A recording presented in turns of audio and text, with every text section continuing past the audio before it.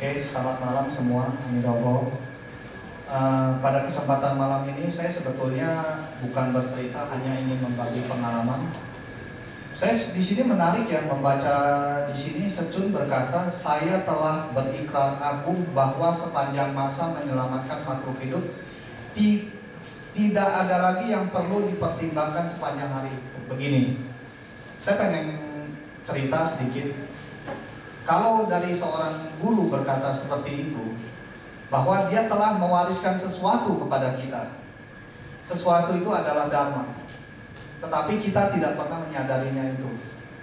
Tahu nggak kenapa? Di sini saya telah berikrar agung. Ingat nggak? Pada saat kita QI, kita berlindung kepada catur sarana, guru, Buddha, Dharma, dan Sangha. Kemudian sepanjang hari, sepanjang masa menyelamatkan makhluk hidup. Pada posisi ini kita juga sama menyelamatkan makhluk hidup. Siapa yang kita selamatkan pada saat kita QI itu? Diri kita yang kita selamatkan. Kenapa diri kita perlu diselamatkan? Karena kita tidak pernah tahu kesalahan dan karma apa saja yang telah diri kita perbuat selama ini. Jadi bagi saya, cerita dari buku Secun ini sangat menarik, terutama adalah pengalaman-pengalaman beliau. Tetapi kita harus ingat, di dalam cerita ini ada makna tertentu. Di balik cerita ini ada pesan yang disampaikan oleh Secun kepada kita semua, bahwa Secun telah menitipkan sebuah pusaka yang sangat berharga bagi setiap makhluk hidup di dunia ini, yaitu Dharma, Dharma yang sejati. Kita diminta setiap hari kita membaca mantra, memvisualisasikan para Buddha, para suciwan, bersadana. Tujuannya adalah apa? Untuk mengikis semua karma buruk kita.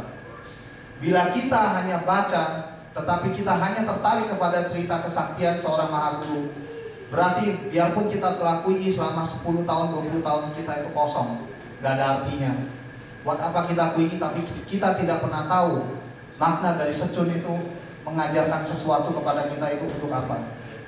Kita harus sadar, setiap hari kita melakukan kesalahan, setiap hari kita melakukan kebodohan, setiap hari kita melakukan kesalahan yang sama.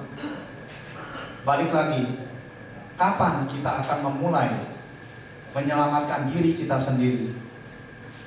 Apakah perlu seorang Secun menyelamatkan diri kita? Secun telah menyelamatkan diri kita. Secun menitipkan Dharma kepada kita.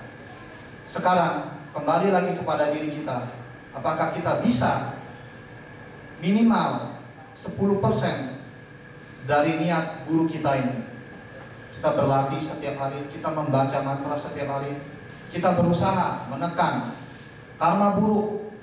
Setiap perbuatan buruk kita, baik di masa lampau, masa sekarang, ataupun masa yang akan datang, bisa kita ulangi secara terus-menerus tanpa kita sadari.